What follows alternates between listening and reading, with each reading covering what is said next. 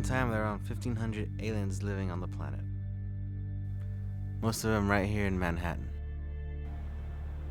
Most are decent enough, just trying to make a living. Cab drivers? Not as many as you think, no.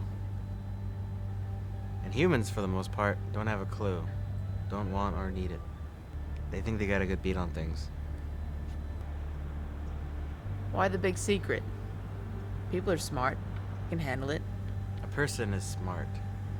People are dumb, panicky, dangerous animals, and you know it. 1,500 years ago, everyone knew that the Earth was the center of the universe. 500 years ago, everyone knew that the Earth was flat. And 15 minutes ago, you knew that people were alone on the planet. Imagine what you could know tomorrow. What's the catch? The catch? The catch is that you will have to sever all human contact. No one could have ever known you existed. Ever. I'll give you till sunrise to think about it. Hey. Is it worth it? Yeah, it's worth it. If you're strong enough.